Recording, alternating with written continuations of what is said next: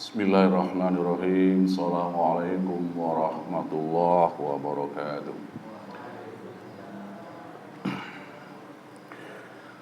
Alhamdulillah. Nahmaduhu wa nasta'inuhu wa nastaghfiruh. Wa na'udzu billahi min shururi anfusina wa sayyiati a'malina. May yahdihillahu fala mudilla lahu wa may yudlil fala hadiya lahu. Wa asyhadu an la ilaha illallah wahdahu la syarika lah wa asyhadu anna Muhammadan abduhu wa rasuluh la nabiyya wa la rasula ba'da. A'udzu billahi minasyaitonir rajim. La in syakartum la azidannakum wa la in kafartum inna 'adzabi lasyadid. Alhamdulillah, kita bersyukur pada Allah Subhanahu wa taala yang masih memberikan kesempatan untuk beribadah kepada Allah Subhanahu wa taala, yang masih memberikan kesempatan untuk taat pada Allah Subhanahu wa taala. Termasuk diantaranya adalah kita berangkat ke masjid dalam rangka menunaikan kewajiban sholat subuh, apalagi dengan berjamaah. Jamaah yang bahagia, kita akan lanjutkan kajian kitab Riyadhus Shalihin, dan pagi ini kita akan membahas, menerjemahkan hadis yang ke-63 atau hadis yang ketiga dari bab muraqabah. Bab yang membahas tentang merasa diawasi oleh Allah Subhanahu wa taala. Kita bacakan hadisnya. Bismillahirrahmanirrahim. An Abil Abbasi Abdullah bin Abbas radhiyallahu anhu qala kuntu khalfan nabiy sallallahu alaihi wasallam yawman faqala ya ghulam inni u'allimuka kalimatin ihfazillaha yahfazka ihfazillaha tajidhu tujahaka idza sa'alta fas'alillaha wa idza ista'anta fasta'in billah. Al-hadis. Hadisnya panjang, kita ambil separuh insyaallah. Artinya dari Abul Abbas, namanya Abdullah bin Abbas, semoga Allah memberikan ridha kepadanya. Ia berkata, saya pernah di belakang Rasulullah sallallahu alaihi wasallam, entah itu berkendaraan atau berjalan. Kata Syekh Utsaimin, bisa jadi beliau berkendara berboncengan atau bisa jadi beliau berjalan, Nabi di depan dan Abdullah bin Abbas di belakang. Kuntu khalfan Nabi sallallahu alaihi wasallam, saya pernah di belakang Nabi sallallahu alaihi wasallam yauman, pada satu hari. Faqala, lalu ia bersabda, ia berkata, ya gulam, wahai anak muda, inni u'allimuka kalimatin, sesungguhnya saya akan mengajarkan kepada engkau kalimatin, beberapa kalimat.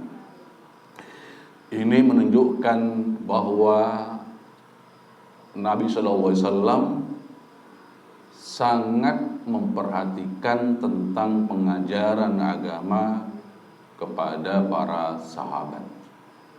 Tunjukkan dengan kalimat ini, sesungguhnya saya benar-benar akan mengajarkan kepada engkau beberapa kalimat.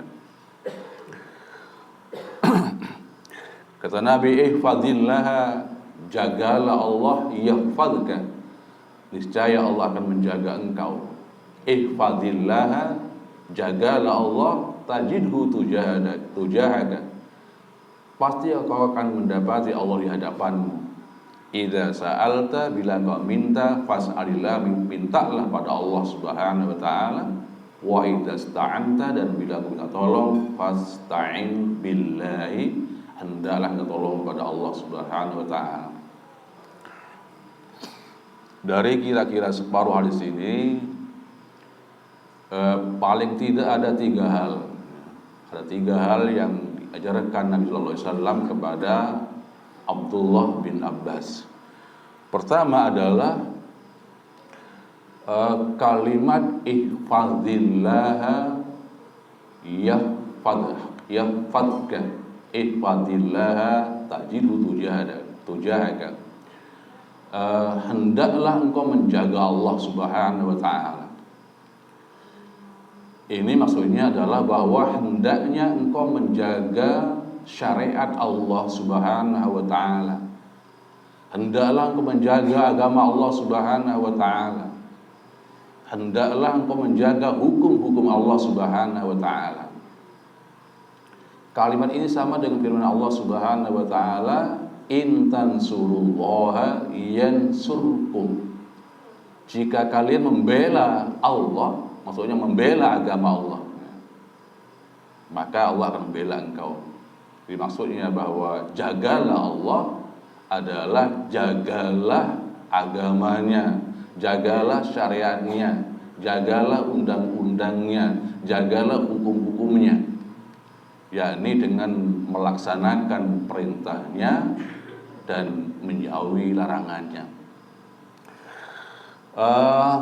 Syekh Utsaimin menambahkan bahwa di antara makna menjaga Allah adalah di samping menjaga hukum-hukum Allah, menjaga agama Allah, melaksanakan perintah Allah, meninggalkan larangan Allah, adalah belajar agama. Belajar agama Islam. Ini termasuk di antara makna menjaga agama Allah Subhanahu wa taala. Sebab dengan belajar agama, kita akan faham dan mengerti bagaimana kita melaksanakan agama Allah, bagaimana kita meninggalkan larangan Allah Subhanahu wa taala. Karena itu Rasulullah pernah bersabda, Bismillahirrahmanirrahim, barang siapa yang oleh Allah dikehendaki menjadi baik, maka Allah fahamkan dia tentang agamanya. Saya ulang bahwa kata Nabi, siapa saja yang dikehendaki oleh Allah menjadi orang yang baik, pertama adalah Allah fahamkan tentang agamanya. Maka kita hendaknya terus belajar agar paham agama, mengerti bagaimana cara mengerjakan perintah agama, meninggalkan Allah Subhanahu wa taala. Itu yang pertama. Ini juga mengandung makna bahwa barang siapa yang tidak menjaga agama Allah, tidak menjaga hukum-hukum Allah, tidak mengerjakan perintah Allah, tidak meninggalkan larangan Allah, maka tidak punya hak untuk dijaga oleh Allah Subhanahu wa taala. Allah berfirman, a'udzubillahi minasyaitonir rajim, falyahdharil ladzina yukhalifuna an amrihi an tusibahum fitnatun aw yusibahum adzabun alim. Maka hendaklah waspada, hendaklah hati-hati orang-orang yang menyalahi perintah Nabi sallallahu alaihi wasallam, orang-orang yang menentang perintah sallallahu alaihi wasallam, bahwa mereka akan ditimpa oleh fitnah, oleh ujian, oleh bala, oleh keburukan, atau akan ditimpa oleh azab yang pedih di akhirat. Inilah ancaman Allah Subhanahu wa taala. Siapa saja yang menyelisihi perintah Nabi, Allah akan ancam dengan 2 perkara. Di dunia Allah akan jangan-jangan dia ditimpa keburukan, dan di akhirat ditimpa oleh azab yang pedih, ya, azab yang menyakitkan. Jamaah bahagia. Kemudian juga di antara makna menjaga agama Allah adalah, kata Syekh Utsaimin, adalah dengan berdoa kepada Allah Subhanahu wa taala agar kita mampu mengerjakan agamanya. Karena sering kita katakan la haula wala quwwata illa billah. Tidak ada daya, tidak ada kekuatan kecuali dengan pertolongan Allah Subhanahu wa taala. Atau seperti doa kita yang sering kita dengar, minta pada Allah agar Allah perlihatkan kebenaran dan minta pada Allah agar kita mampu mengerjakannya. Allahumma ya Allah, arinal haqqa haqqa. Ya Allah, tunjukkan pada kami bahwa yang hak adalah hak, yang benar adalah benar. Warzuqna tiba'ah, dan berilah kami kemampuan untuk mengikuti yang benar. Dan tunjuk kepada kami bahwa yang salah adalah salah, dan berilah kemampuan untuk meninggalkan yang salah. Inilah di antara makna menjaga Allah, menjaga agama Allah. Pertama adalah dengan melaksanakan perintahnya, meninggalkan larangannya. Yang kedua adalah dengan belajar agama Islam, terus belajar. Yang ketiga, berdoa pada Allah, minta kekuatan pada Allah Ta'ala agar mampu mengerjakan yang benar dan mampu meninggalkan yang salah. Kalau kita menjaga agama Allah, maka dijamin oleh Allah Subhanahu, dijamin oleh Nabi SAW. Kata Nabi, yahfazka, maka Allah akan menjaga engkau. Maksudnya adalah bahwa, kata Syekh Utsaimin, bahwa Allah akan menjaga badanmu, Allah akan menjaga hartamu, Allah akan menjaga keluargamu. Bahkan yang penting adalah Allah akan menjaga agamamu. Imam Nawawi memberikan sebuah contoh. Misalnya Nabi Yunus alaihissalam yang dalam perut ikan. Kata Allah, andaikan tidak banyak bertasbih pada Allah Subhanahu wa Ta'ala, maka Nabi Yunus akan tetap dalam perut ikan sampai hari kebangkitan. Tapi karena dia banyak bertasbih kepada Allah Subhanahu wa Ta'ala, maka Allah keluarkan dari perut ikan. Di antara ucapan Nabi Yunus adalah la ilaha illa anta subhanaka inni kuntu minadh dhalimin. La ilaha illa anta, tidak ada yang berhak disembah kecuali engkau, hai Allah. Subhanaka, maha suci engkau, saya termasuk orang-orang yang zalim.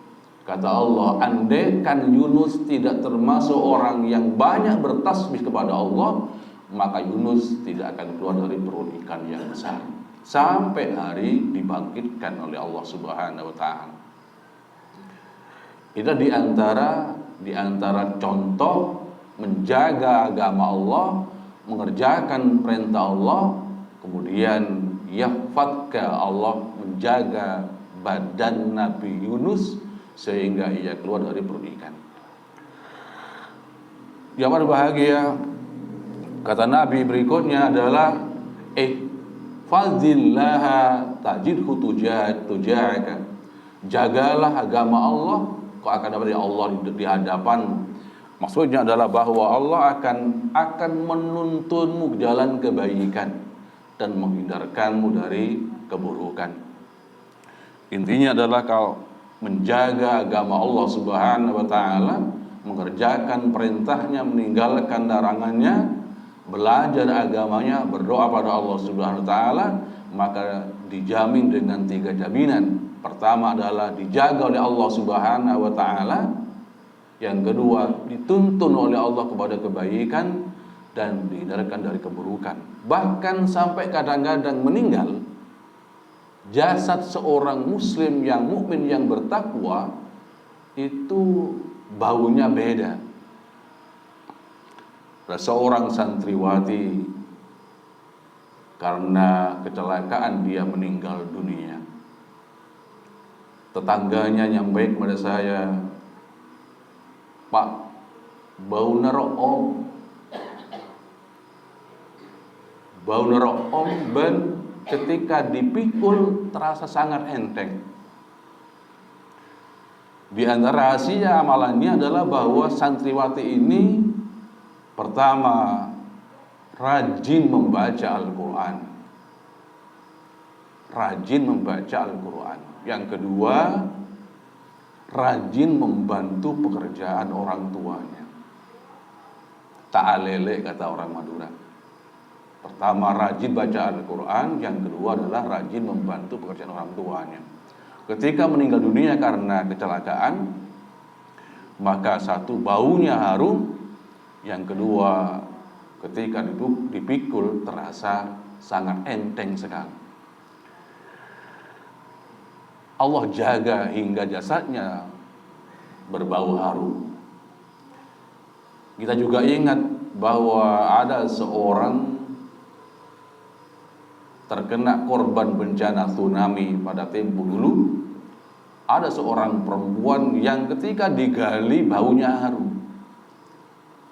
Ternyata dia adalah seorang yang menjaga Al-Quran, seorang hafidhah, perempuan penghafal Quran, jasadnya berbau harum. Demikian juga anak-anak Gaza yang meninggal dunia. Anak-anak Gaza Palestina yang meninggal dunia, bau mereka harum. Beda dengan orang-orang Zionis, pemberontak, perampas, mayat-mayat mereka berbau busuk. Ini di antara contoh bahwa Allah menjaga kita sampai-sampai jasad seorang yang meninggal berbau harum. Kemudian Rasulullah meneruskan sabdanya, "Idza sa'alta fas'alillah." Bila engkau mintalah pada Allah Subhanahu wa taala. Jangan minta pada yang lain. Inilah tauhid, ya. Tauhid uluhiyah. Sesuai dengan kalimat la ilaha illallah. Bila minta sesuatu yang hanya Allah yang kuasa berikan, maka mintalah pada Allah Subhanahu wa taala. Misalnya minta ilmu yang bermanfaat, minta rezeki yang luas, minta amal yang terima, minta pada Allah Subhanahu wa taala. Jadi kita berdoa pada Allah, Allahumma inni as'aluka ilman nafi'a wa rizqan thayyiba wa amalan maqbula. Ya Allah, aku minta padamu, aku mohon padamu ilmu yang bermanfaat, karena hanya Allah yang bisa memberikan ilmu yang manfaat. Wa rizqan thayyiba, dan rezeki yang luas, rezeki yang wasian yang luas, rezeki yang baik dan amal yang terima. Bahkan Ibnu Rajab Al-Hambali mengatakan, Bismillahirrahmanirrahim, wa kana ba'du salaf yas'alullah fi salatihi kulla hawaijihi. Adalah sebagian orang-orang terdahulu yang soleh, generasi yang pertama, meminta pada Allah segala kebutuhannya, kulla hawaiji, segala keperluannya. Sampai-sampai kata beliau, orang-orang terdahulu minta pada Allah Subhanahu wa taala tentang garam.